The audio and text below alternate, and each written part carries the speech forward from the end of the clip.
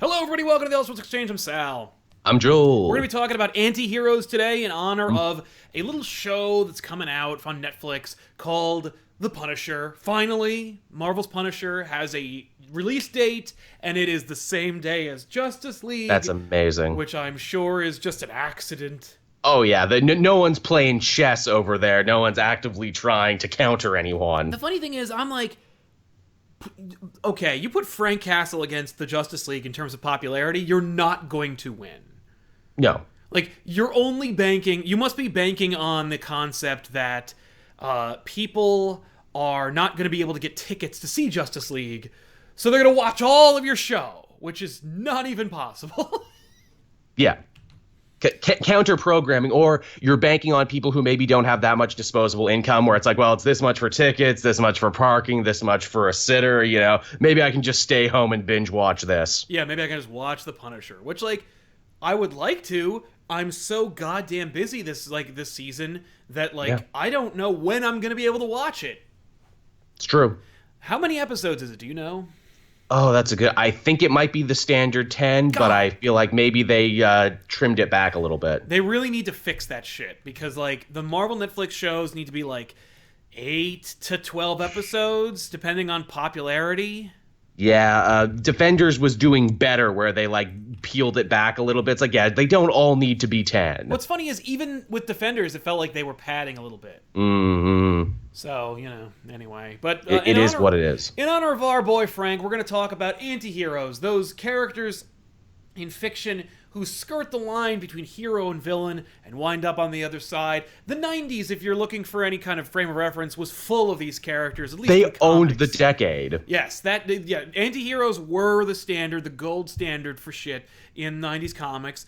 You also, of course, if you want to go in movies, I think the 70s was more about the anti-hero. The 80s were more about, like, the buff, like, military approved hero, as opposed to, like, the anti-hero. Like Charlie Bronson, a character who's just like death wish. You know, the system has failed me, and so I must go out and dispense justice as I see fit. Absolutely. And as an added bonus, typically the audience / people who live within the anti-heroes group or community are in favor of his or her actions. Anti-heroes are definitely a lot of the time reflexive of the times they were created. I mean, the Punisher, people forget it now because they keep changing and updating his war, but, you know, he was, of course, a reaction to Vietnam in many ways. He was the trademark, messed up vet. It's true. Frank Castle's an interesting character when it comes to the anti-hero, because when he was first invented by Jerry Conway in the 70s,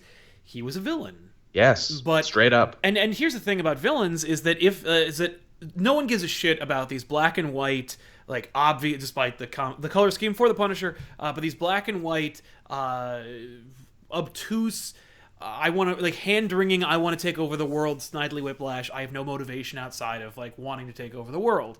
Those are boring, and no one really cares about their struggle. But if you make them compelling, or make them the hero of their own story, then suddenly the villain becomes much more sympathetic and much more understandable and much more relatable. I think that Jerry Conway just did it too well and made the Punisher just so sympathetic. That's the thing, they either end up becoming too sympathetic, or you get the Venom Red Hood problem, where it's like, oh, they're so cool though, but we can't keep writing about them if they're evil. Let's soften them a little bit. Gambit too, even to some degree as well, also started as a villain before moving down into the anti-hero spectrum. Oh, most of the Marvel pantheon, Deadpool, Gambit, Punisher, Venom, all these characters, Ghost Rider, either started out as a villain or looked like a villain, and it wasn't even that their origins are so tragic and so connectable for the audience, but it's more like they were so goddamn popular and they sold so many books that we just needed to print more money. And ultimately, you can't make a book about a villain without making it kind of gross. There are a few exceptions to that rule, obviously. Doctor Doom has had some series that are fantastic. Deathstroke right now is a really good story about a villainous protagonist who is gross, but, they have other characters kind of shoulder the emotional weight for him. Harley Quinn is I say villain. I don't give a shit about this anti-hero nonsense. Harley Quinn is a villain. She has murdered children. End of story. No not coming by back from accident either. But yeah, there's a lot of characters that like just they're so popular. Venom is the perfect example, and Deadpool, I guess. But Venom is the more like relevant one for me, where it's just like, okay, so Venom's this guy who sucks. He's got like the worst origin you could possibly imagine. He really does. He is so unsympathetic. He is so like, well, he's anti-Spider-Man, and that's the hook, you know. Like Spider-Man's all about responsibility. Venom's all about dodging responsibility. Yep. Moad Shali says, is Batman ultimately anti-hero? Let me get back to you on that, because I think Batman does qualify on this list, but we'll leave it up for debate. But Venom is so like stupid and obvious. The Eddie Brock 90s Venom. That when they ultimately found out that Venom was like could sell books on his own, they were like, well shit, we gotta make him a good guy. And lethal protector. He's not just a hero, Sal. He's a lethal protector. Lethal protector. I live in the catacombs of San Francisco or whatever, and I help homeless people.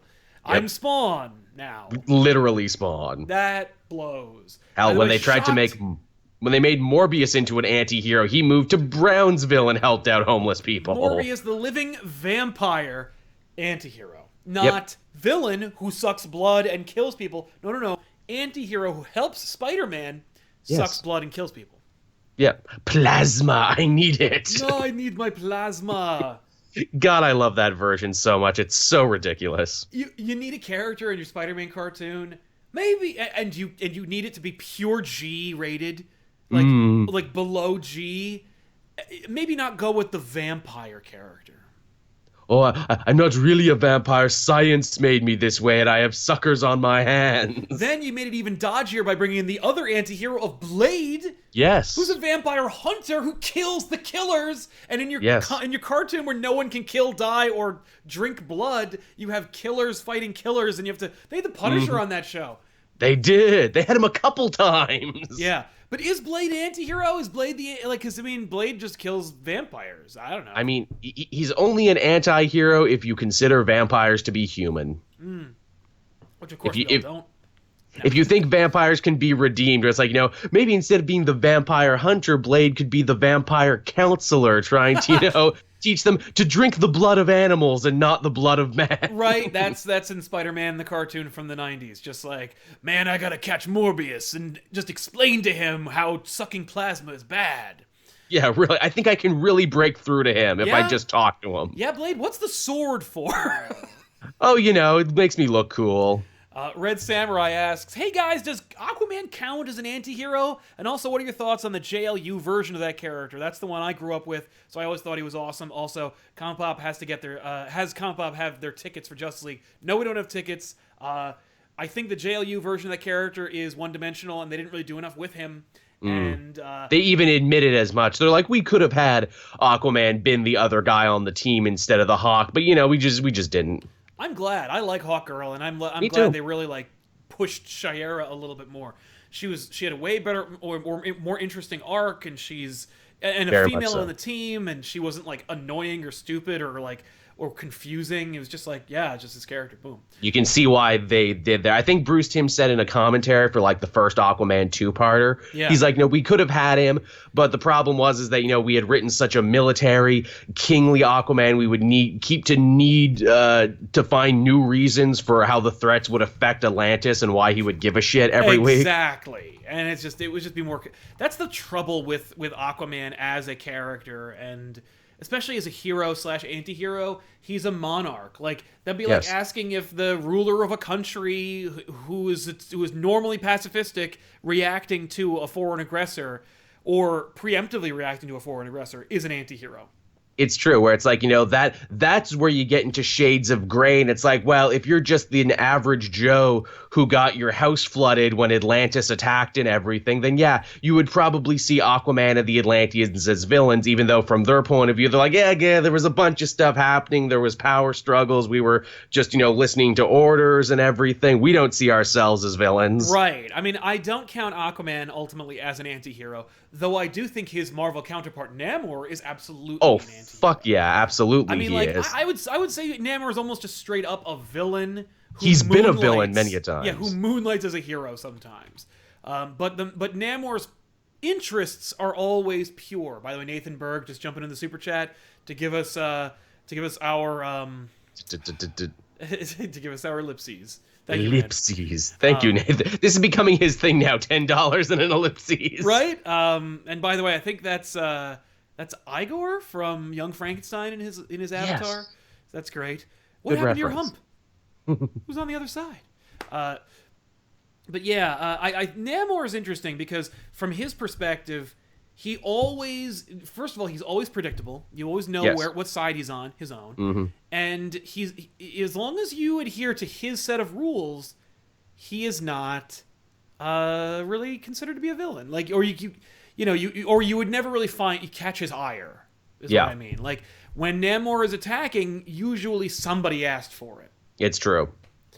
And that, I think, is the perfect example of what an anti-hero is. If you violate this person's personal set of standards, Yes. and trigger them into reacting, then you brought it on yourself. I mean, like, in that regard, Batman is absolutely an anti-hero. Yeah, I mean, it definitely depends what era you're looking at and what writer is in charge. But Batman, to borrow a D&D term, he's gone from, lawful good to more like chaotic good to sometimes lawful evil. Yeah. If this is like Frank Miller era, where it's like he's kind of a little fascisty, isn't he? I mean, the dude has surveillance on everyone in his city. He beats the mentally ill and the impoverished. He has a one-man war on crime that is entirely self-financed, which means he's big onto privatization. Yes, And he has a whole list made up of ways to kill his closest friends and allies in case they ever turn on him. ultimately, Batman only qualifies as a superhero, or as a hero in general, because Superman vouches for him.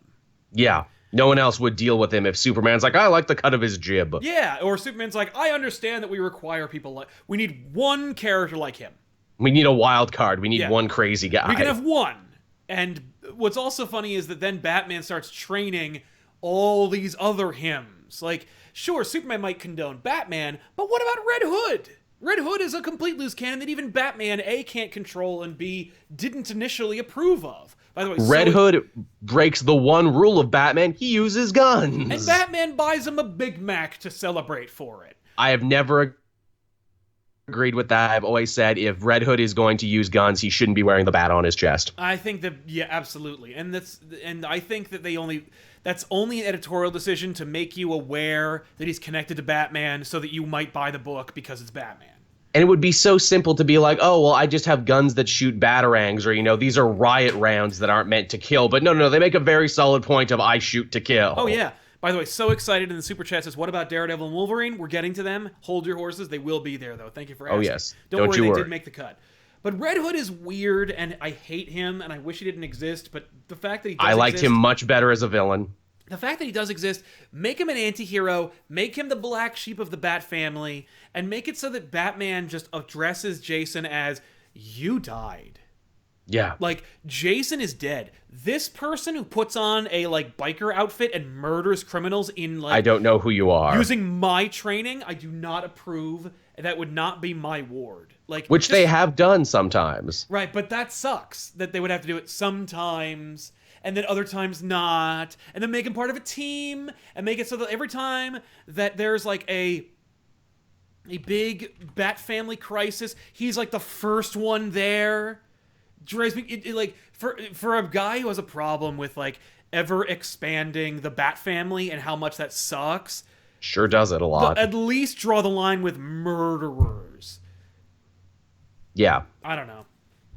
It's a real hypocrite thing. And in fact, hey, well, we're talking about that. What about Catwoman? Occasionally fights crime, also steals. Oh yeah, no. Catwoman is very much in the same category as Black Cat in terms of villain who was rehabilitated by the person they were sleeping with into being a superhero, or rather an anti-hero. Catwoman is straight up an anti-hero in as much as I don't know if she's even an anti-hero because her rules, technically she would qualify under my criteria of follows their own code, but her code is what I want. Yeah, what I want, I get. I mean, sometimes they have tried to make her more of like a Robin Hood type character, where she's like, oh, I only steal from bad people. I only steal from those who afford it. And I'm like maybe taking care of an orphanage where I've taken in a teenage runaway prostitute who I am also mentoring to become a replacement sidekick. I mean, yeah, that's the issue there is that she is just like, the issue there is that whenever she was considered like a Robin Hood-esque character or was an anti-hero, it's during that time, which is considered to be the worst of her entire career. Yeah. In terms of comics. Like, no one agrees that the 90s Catwoman works. And so as such, I think she only works as like, what, you know, as a foil for Batman. That's why I don't really like the idea of him settling down with her, because like, she's always that person he can't like reach or you know, pin down. Seems doomed to fail from the get-go. Same deal with Spider-Man and Black Cat. Black Cat tried to be a superhero. She was almost a hero for longer than she was a villain. And it's only been recently that like she got her ass kicked by Doc Ock Spider-Man, and so as such she went like full Kingpin. It's funny, she became a Kingpin around the same time Selina became a Kingpin, and I actually liked mob boss Catwoman trying to keep peace and being like, look, I'm going to fight crime from within crime. I'm going to Don Corleone this shit. No schools, no parks. Yeah, no, what's it called? Mob King Batwoman or Catwoman works.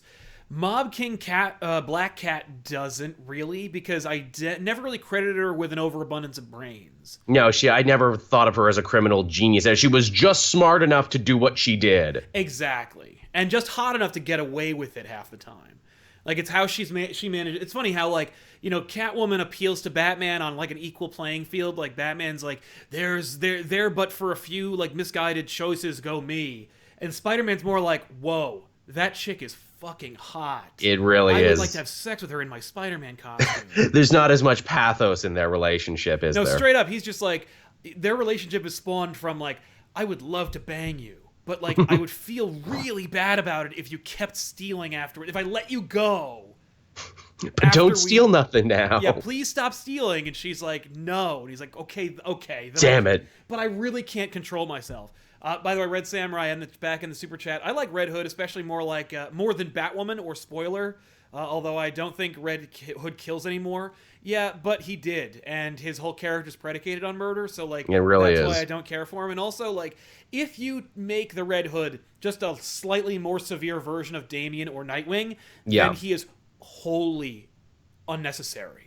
Damian, there's another perfect example, started as a super anti-hero that Batman had to basically, you know, well, if I say Batman, it was more Dick Grayson, had to work with and mentor, and now he's kind of more of a hero, really more now than ever. He's still an asshole, but he's like a more heroic asshole, and he doesn't carry around murder swords anymore. DC worked harder than any other, like, to repair a character's image than anyone, while maintaining who they are at the core. Like, it's true. I hate Damian. I'll read Damian-centric stories now, despite how much I don't like him. And that's a testament to, like, the effort that DC put in to making... When Damian first shows up, I'm like, okay, he sucks, and he's an asshole. Like, even if I were to buy the premise, I don't care for the character. And then they were like, okay, I think I can use that second part, though. Yeah. And they did. And man, like...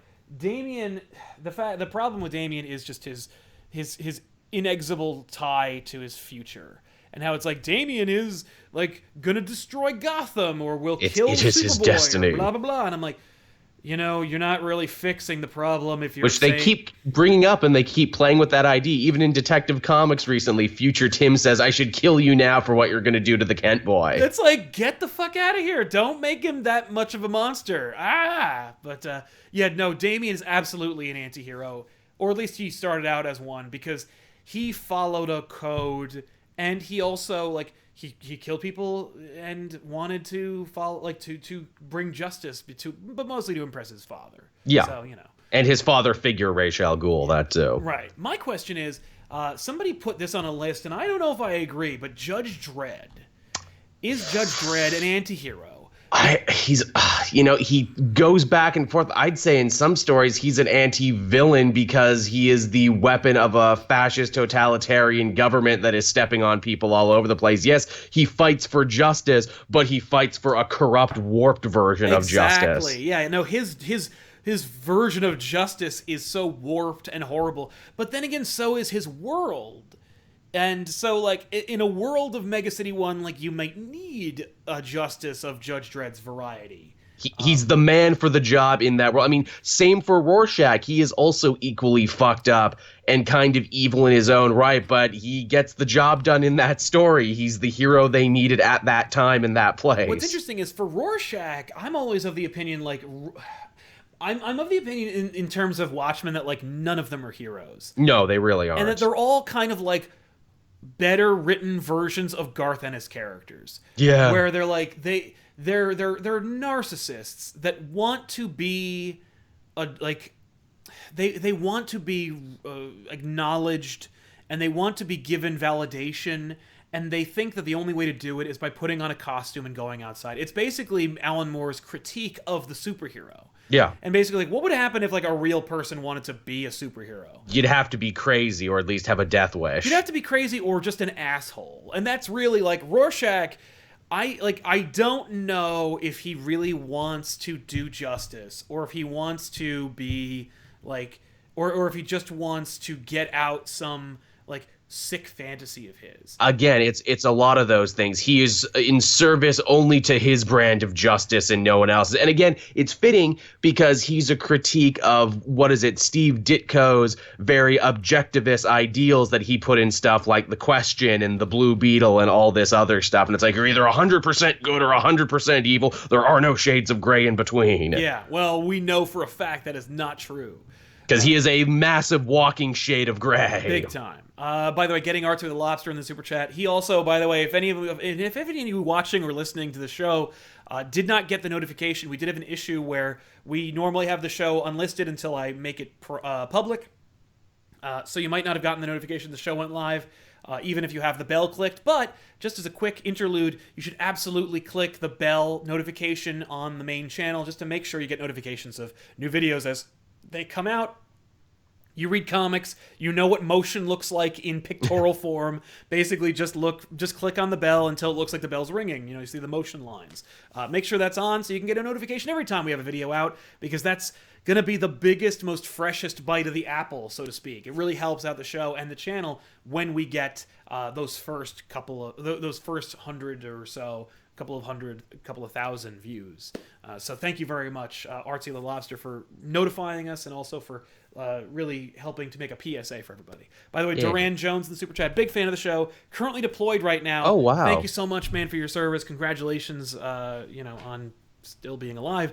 Have you guys talked about Constantine? Not yet. But I think we're getting there because we're talking about dudes in trench coats walking around and like dispensing justice as they a very true anti-hero thing. You want to be a good anti-hero, get yourself a nice trench coat. Exactly.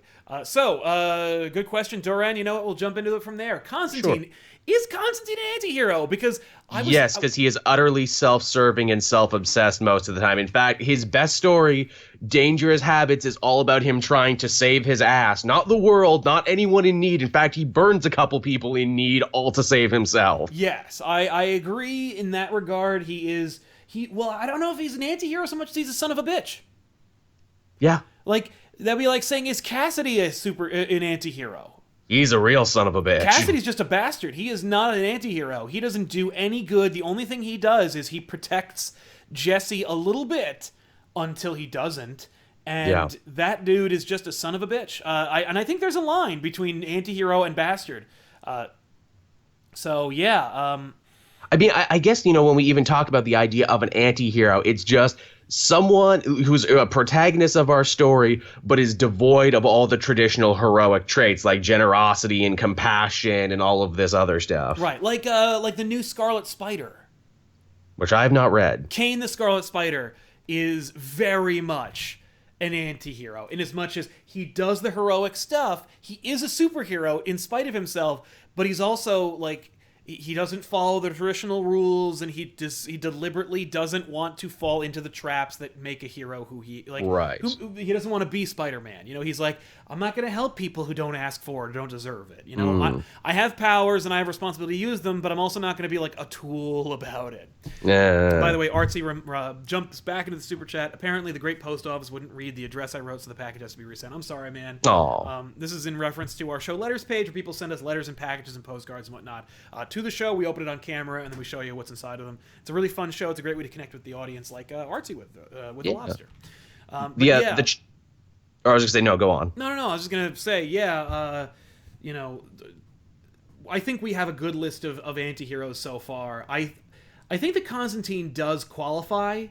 I don't know if Dangerous Habits is the one to pick. I think it's more like when Constantine is roped into situations where he has to like do heroics or like perform exorcisms and whatnot, then suddenly like he becomes an anti-hero, Right, and it's like a lot of that time too. It's like he's doing it for money. He's doing it because he's getting something out of it. He's not doing it out of the goodness of his heart, and he's doing it a lot of the times to assuage and deal with his own guilt. So even his reason for being a hero is totally self-serving. Right. For that matter, I mean, like Spawn is an anti-hero, but like barely. Like I was gonna put the Max on here. But he isn't even close to a hero. Like he's a crazy person. But like Max and Spawn are very similar in that they are victims of the plot and the desire from the 90s to make characters that people want to buy, and so they are caught in the trappings of traditional comics and superherodom without actually fitting into any of the molds. Max looks muscular and wears a costume, so he must fight crime, but in fact all he really does is he tries to figure out where the hell he is and protect maybe Julie a little bit, but mostly he's just kind of like along for the ride. Spawn, similarly, dude is so incredibly selfish.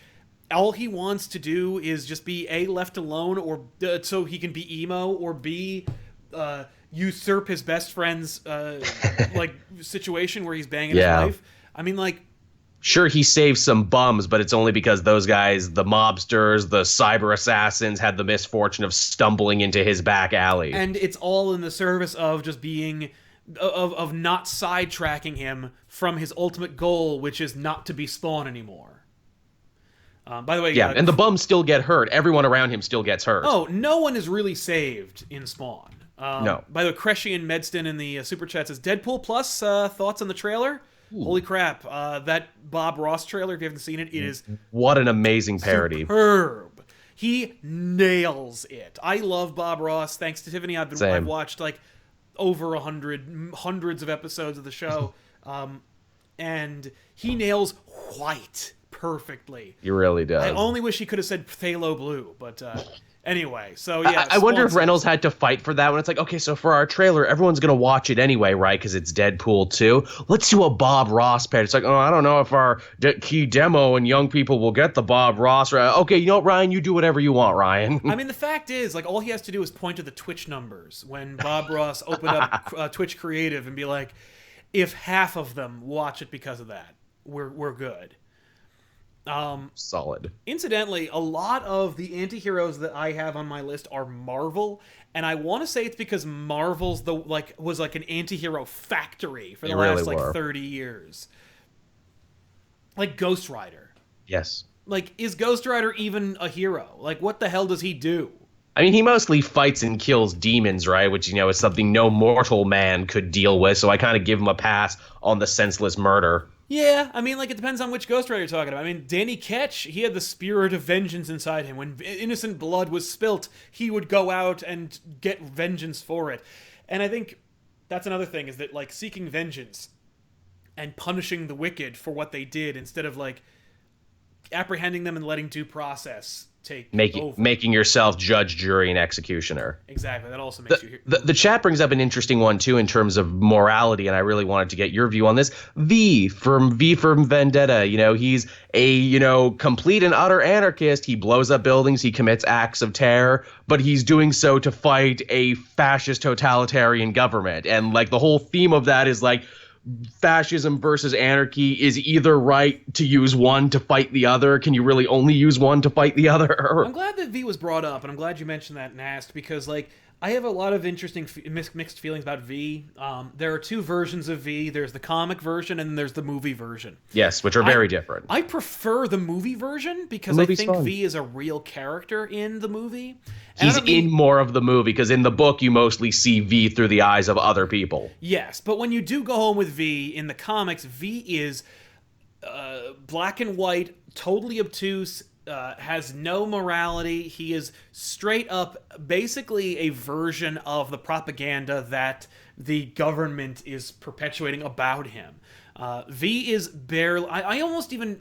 I could say that V is like an anarchist and a terrorist and a monster, but I would almost be ascribing too much character to V to say that, because in V for Vendetta, the comic, V is barely even a person. It's true. I don't think he's a mask. He is the mask. Yeah, he has no character. He simply is a catalyst and a plot device to let the story move forward, such that it is, because the story itself is not especially linear.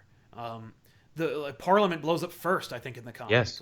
So it's like there's a lot of weird issues I have with the V character in the comic. The movie character version is an anti-hero, and I really dig him. I don't know if I dig him. He's charming as hell. That helps. He's charming as hell, which really helps, but he's also like... V is actually like more real in the movie, because his obsession with the letter V, the coincidences slash imagery of the letter V throughout the movie are indicative of a particular style of mental illness that is like associative with like symbolism and imagery and stuff like that. Like when he found out he was like number 5, and that like there was all these V's, like when he looked for the patterns and found them, he took them. And so that in and of itself like makes him an actual person. Then there's like his affinity for Evie and his interest in her and why he wants her to be part of his crusade. The comic book version of him is very like not really... I don't really get it. You know what I mean? I kind of get it, but it's like more like his motivations are his own, and it's more like, again, I don't even think there's like a person in there. Right. Crunston in the chat brings up an interesting point. He's been very vocal in this conversation. V doesn't want anarchy. He just wants to kill fascism. Right. In the movie, certainly, like he is not trying to like start anarchy. He is trying to upset and usurp the government itself, so that, I mean, like, I guess he wants democracy because he wants the people to decide what they want. The problem is the people did decide what they want, and they elected like Sutler. So like, you know, it's a mixed bag. It's a hell of a thing, and I think that's why V for Vendetta is so interesting, especially in the times we live in now. It gives you a lot to chew on and a lot to think about. It's true. So is V an anti-hero? I say the movie version's more of an anti-hero, and the comic book version's something else. Yeah. But what about but there's other characters that like straight up don't count. I know that I saw the comedian on there. The comedian is not an anti-hero. He's another bastard. The comedian is a bad guy, and well, here's the thing. He's not even a bad guy. He's a soldier. Like, he is told where to go, who to kill, and that's it. You know, like he's a real indictment of Captain America, where it's like, you know, maybe you shouldn't worship these people to this level. Maybe you shouldn't put a colorful costume on a state-sponsored killer. Exactly. And that's the thing, is that, like, I wouldn't even go so far as to say he's a soldier, because I think that, like, really doesn't... I think that diminishes and it hurts the term soldier. Comedian is more like a hired gun. Yeah, he's a mercenary. He's a mercenary. And most mercenaries in fiction are anti-heroes. There are very few morally upright mercenaries. It's true. So with respect to the comedian is more like, let's look at the things he does when he's not on the clock. And the things he does when he's not on the clock are like knock up people without rape and murder, and kill them. I mean, like, he's not a good guy. He does not like... And I think the only times when he actually like does any superheroics are like when he is told by the government to do it. And so as such, like, he's just a merc. He's not even an anti-hero.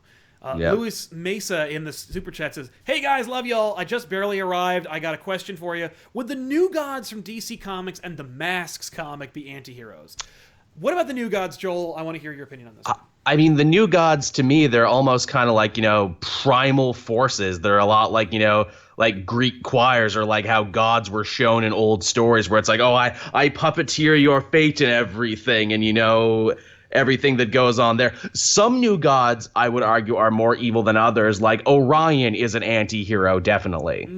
Because, he fights on the side of the heroes, but he also has, this darkness and this anger in him that he must deal with and everything. I mean, obviously, all the new gods from Apocalypse are straight up villains. They're straight up chaotic evil, all of them. Absolutely. Although, I mean, well, not everyone from Apocalypse is straight up evil, depending on like their upbringing. I mean, like Mr. Miracle was raised by Darkseid, and he turned out okay.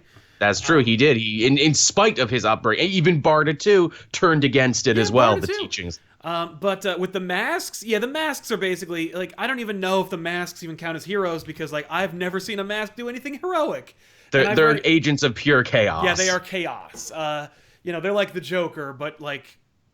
They don't want to take over the world and murder everybody. So I guess thank God for that. they're trickster gods. Yeah. I was interested in talking about Lobo, for example. What about Lobo? Another merc. Yeah, he's a mercenary, although I think that when push comes to shove, Lobo deep down he doesn't want to crush the world. He doesn't want to do good in as much as he wants to be paid. But when he sees something that is so atrociously evil that there's nothing he can do about it, or that he knows there's something he can do about it, he will get He also has a code. He's an anti-hero with a code. He loves space dolphins. Don't mess with space dolphins around him. Yes, you bastard. But I think Lobo counts. I think he is an anti-hero / mercenary. He falls under the line of like being an anti-hero because he does actually try to do good sometimes. Yeah. He is selfish. He is self-serving. He is like motivated by money, but some things are more important to him than money. He has a weird like warrior code thing going on. He's got like an honor thing. Right. Getting away from like those mercs and such. Here's a good anti-hero for you. What about Marv from Sin City? Oh yeah, definitely. Straight up anti-hero, hurts people, doesn't have a problem with it, but maintains that the people he are hurting is worse than him and, in pursuit of something better, trying to help out people in need. He is incredibly, like, it's actually terrible how he's written because, like, if you don't agree with him, you are a jerk. Yeah. But he also does just heinous things. Oh God, yeah. But the trick that Frank Miller pulls is that he just makes the people he's doing them to so much worse than Marv that it's okay. Classic noir storytelling. I mean, with Marv, I would say like anyone you're supposed to root for is an anti-hero in Sin City. Oh yeah, there are no like straight up good guy heroes in that. They're all pretty bad. No, Hardigan, I guess, is like the best one. Hardigan is the best one, and even still, like there's some weird stuff with Hardigan. Yeah, Hardigan does cross some lines, but he tries desperately not to. It's like, I'm the one good cop in Sin City, but even then, like, by that standard. Yeah, in fact, I wouldn't even say that Hardigan is an anti-hero. I say he's a straight-up hero. I think he's the closest thing to a hero that Frank Miller's ever written. Yeah. But yeah. We didn't really talk about Deadpool. Again, at the superficial level, he's a mercenary, but, like, he's basically a superhero at this point. Well, it's funny. Deadpool has had such a journey from Duggan has been writing him from chaotic, almost freakazoid to getting a daughter and, like kind of building this surrogate family, then like actually getting to become an Avenger, to losing all of that in the Secret Empire by becoming a collaborator, and to now he's just back to his chaotic mercenary roots. Exactly. I think that anyone who I think that Deadpool is always, because he also, despite his his high profile superhero-dom, people like the part where he like kills people and doesn't care. Yeah. So I think he is an anti-hero technically. Which I never used to like that version is the thing. I liked that Duggan actually gave him more of a personality and gave him more of a code and gave him lines he couldn't cross and gave him people that he wanted to be proud of him is the thing. Like Deadpool before didn't care what people thought about him. Now it's like, oh, I have a kid and I have friends and I'm on a team. I actually want them to think good things about me. Yeah. The chat brought this guy up, and I think that sometimes he counts and sometimes he's a villain, and that's Magneto. Again, much like Deadpool, I think Magneto has had every D&D alignment. He's been a villain, he's been an anti-villain, he's been an anti-hero, he's been a straight-up hero. Exactly. Magneto's been everything. I think that the Cullen Bunn series is the closest thing to like the anti-hero that we want to read about. He's basically the Punisher, but with mutant powers. Yeah, and so yes, I think Magneto definitely counts. And of course, going from X-Men to X-Men, we haven't talked about this guy yet, but what about Wolverine? He's always considered to be an anti-hero, and I never really got why. Can you explain it to me, or do you disagree? I guess because he, has no qualms about killing. He has no qualms about doing the dirty work. Although the X-Men don't really have like a set in stone no kill rule. So it's like he's not really. So he's not like a weird outlier in that team. It's like he's a loner, which is indicative of an anti-hero, but he's on like a million teams, so he's not that much of a loner. Not at all. No, I mean, even when he's alone, he used to have like teenage female sidekicks with him. So, I mean, even then. Wolverine is a big walking contradiction. I think maybe it's because he drinks and he smokes and he swears and he's surly like most anti-heroes, even though it's like, I would much rather have Wolverine watching my back than Constantine watching my back. I know Wolverine won't stab me in the guts, No, Constantine what is it? For $1. Constantine will bail on you. He does oft a bunch of times. So I mean, like in that regard, I think Wolverine's one of those characters that like wants you to call him an anti-hero, but he really is basically just Captain America. Like, he acts tougher than like he acts. He puts up a tough game to hide from the fact he's like, no, I'm actually quite sensitive though, and I've lived many tragedies. Exactly. Red X-Men 88 asks a question for you, Joel, because I won't be able to answer this shit. Do all the animes have anti-heroes to go along with their heroes? Example, Vegeta, Sasuke, Hiei, Sanosuke, and Piccolo? Very much so, yes. But I would say that's part of another big subtrope and subgenre, the my best friend the enemy or my best friend the rival, where it's like usually I'll fight you in the first arc and we'll be about on the same level, and then maybe we'll team up, maybe circumstances will take us other places, but like I always come back to you. I can't ever escape you. You're my Joker essentially, but you're also my buddy. Well, in a weird way. And there's also, of course, like the trope in anime where it's like, here's the anti-hero, like the literal anti-hero, like, here's Evil Spike, here's the Evil Dark Vash. Mirror. Like, yeah, the Dark Mirror version of them.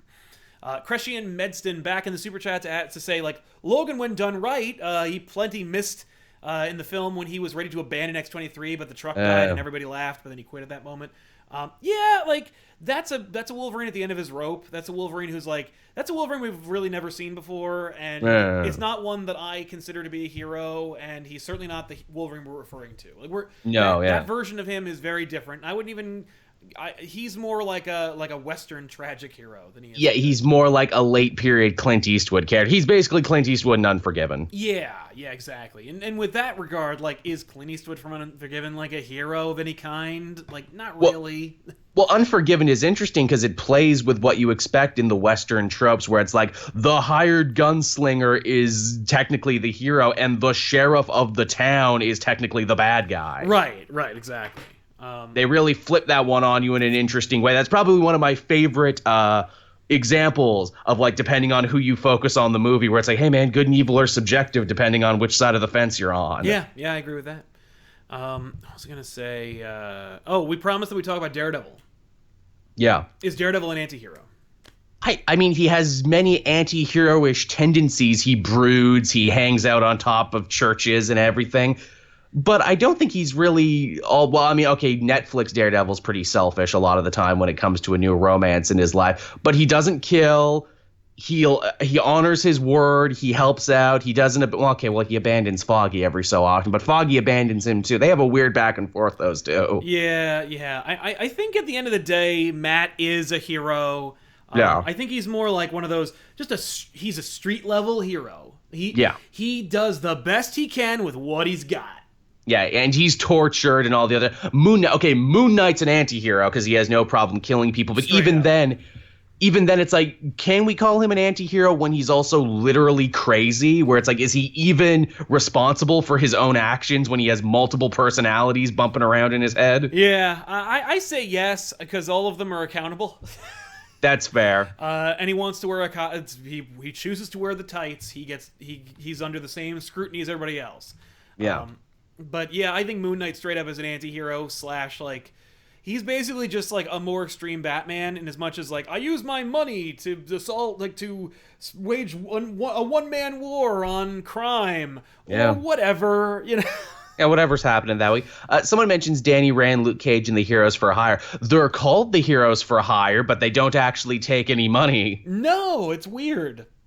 They never once take any money. They might say, like, we'll take your case, like the old-timey detectives, but just keep your money, though. Yeah. Which, you know. Got to be a bad business model, but then again, I'm sure Rand Corp is just footing everybody's bills on that team. It's gotta be like a tax write-off. There's no profit, and it's just it's a good way to like it's like a charitable thing. It's like a donation. There you go. The chat says Green Arrow.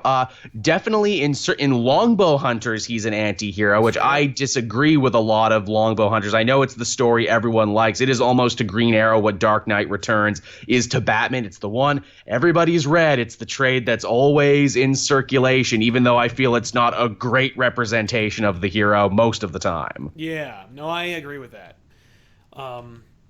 Hulk, that's another interesting one. Hulk definitely, Hulk's weird because he's like in a Spawn category. I don't want to be the superhero of the story. Yeah. He is destructive, but a lot of that's out of his control. Banner is definitely not like an anti-hero. He's not a bad guy. He wants to do good. Hank Pym is arguably more of an anti-hero just in the way he's been written in his general behavior. Yeah. What about Amanda Waller? We had this conversation last week, too, about whether or not she's evil, and I thought long and hard about this one. I think she thinks of herself as an anti-hero. She thinks herself as the ultimate public servant who will do whatever it takes to keep America and its allies safe, even if it means destroying lives and stepping over other people. To the Squad, she is most 100% a villain. Yes. I think Amanda Waller is such an interesting character because she gets to be whatever we need her to be to different characters in the story. Yeah, to the Suicide Squad, she's the villain. Maria Hill falls into the same category, too, I would say. I agree. Maria Hill is a less effective Amanda Waller. She gets in trouble a lot, and most of the evil acts that, Maria Hill does is just to save her own ass from shit because she's like, I can't get caught and I can't go down because if I do, who's going to protect all you stupid people? I think initially, Maria Hill was considered, was basically just like a reluctant anti-hero. Like she wanted to do good. She makes decisions. Like she had people probe Spider-Man's mind when he was like a guest in their place just so because she needed to know, because she believed she needed to know like about the House of M. Like she's like I'm in charge of all this shit. I can't have missing notes to everything that happened here, and I don't argue with her on that point. Over time they forgot what to do with her, which is the unfortunate history of all Bendis creations is that eventually... That's why I liked Spencer making her a huge focal point of Secret Empire. Like she's the one where it's like, look, you might not like me, but I'm the only one standing between you and evil Captain America. Yeah. Moad Charlie says, how do you write a popular anti-hero without turning them into a hero? And furthermore, who is the epitome of anti-hero in your opinion? Yeah, Joel, you take this one. I'll follow. I'll wrap up with that thought as well. This is a good one because I get to talk about one of my favorites who I was saving for the very end, Jonah Hex. And I think the reason he's been allowed to stay such a center anti-hero for so long is a lot about the time period that he exists. He's a hard man in a hard time who takes bounties for money. He fights crime for money is the thing. And he definitely gets paid for what he does.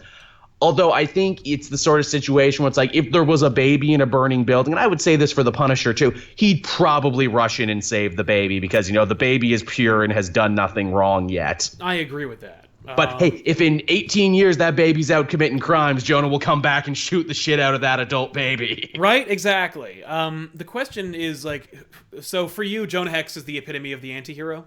Right, because he's only ever really been an anti-hero. He's never gone back and forth. He never tiptoes into villainous territory, nor does he never really tiptoe into hero territory. He's only ever been what he is. Yeah, I honestly think Frank Castle falls under that category. I think that when he's written well and they're not trying to do something with him. Yeah. Like, they're not making him into an angel or an agent of S.H.I.E.L.D. or some bullshit. When Frank is in a van driving across the country. Or even Secret Empire. Yeah, or even when he was like sneaking into the Baxter building in Civil War, when he was working for the Secret Empire, like throw that shit out the window and just boil it down to like a dude whose family was murdered. So he puts on a t-shirt from Hot Topic and he kills people. Like straight up, he is an anti-hero in as much as he's like, I think that the John Bernthal Daredevil Punisher is much more of a villain because that Punisher shoots with a scattergun in a hospital. Yes, exactly. Comic Punisher is much more precise and tries to,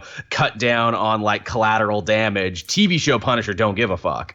Now, how do you write a popular anti-hero without turning them into a hero? Is a mix. It's rough. Is a rough, interesting and difficult thing to do, I think. Keep them scary to the audience is the thing. Like the Punisher, even when you like him, and Jonah Hex, even when you like them, there are points when they become scary to us, the reader, where it's like, oh, I don't want to hang out with this guy, actually. Yeah, they're almost unsympathetic, but you have to have some kind of tether. Like, there was a book about villains called DV8, and I think Warren Ellis wrote some of that. I was so disgusted and turned off by it. The same thing with The Boys. I had no interest, no sympathy, no connectivity with those characters. The Boys are really disgusting. The only good one is Huey. Right, but I don't give a shit. I can't live in a world of monsters because one character is the least horrible out of everybody. So with that in mind, I think that like you have to, like the anti-hero himself who dances the line between hero and villain, you as a writer have to dance the line between making them sympathetic, empathetic, and relatable, and making them so unsympathetic and so unrelatable that you can't connect with them. They need to do at least one thing where you're like, okay, that's too much. Perfect example, the Punisher in that Garth Ennis story, The Slavers, where he's hunting down a bunch of human traffickers. These are monsters. These are horrible people. They were part of a Chechenian death squad who have now started selling women into slavery in the United States. Yep. And the Punisher, like, yeah, get them, man. You get those guys. Then he finds one of the slavers who is a woman herself, actually. She works clerical. She keeps the books. And he throws her into a bulletproof plane of glass over and over and over again, and it's like, okay, this is disgusting now. Right. You have to basically go, I wouldn't do that, but I get it. I understand, and it doesn't completely, like, it's really tough. You have to make it so that, like, you don't completely divorce yourself from the character. It's a rough line to walk, and that's why I think Garth Ennis is so good at that. He's almost a master of it. It's a tough road to hoe, I'll tell you that. By the way, Ryan Radford says, for Sal, even though I don't watch most of your content, you're still awesome. Keep it up, good sir. Thanks a lot, Ryan. That was a very nice comment. Even though I don't watch your shit, I think you're okay. Thank you, Ryan. Here's $20. Thanks. You know what? I'll take it. I appreciate it. Fair enough. I wish more people would give me $20 and tell me they don't watch my stuff. Exactly. Thank you very much, man. Yeah. Well, hopefully one day we'll start making stuff you actually want to watch. So there you have it, everybody. That was our list. Joel, is there anybody that we egregious we didn't mention them right off the bat before we go? Oh man, I think we tackled just about everybody. We definitely tackled all the big ones. In fact, we tackled some people outside the big two that I'm really glad we got to. I'm glad we talked about Judge Dredd and V and Constantine and everybody. I agree, and that's a big testament to you guys in the chat. Thank you very much for your suggestions, super chats, and of course for your participation in this great episode of Elseworlds Exchange. Joel, thanks so much for joining me today on this episode. Oh, pleasure. And we'll see you guys next week with an all-new episode of Elseworlds Exchange. Of course, stay tuned for back issues, and we'll see you guys next week. I'm Sal. I'm Joel. So long. Goodbye.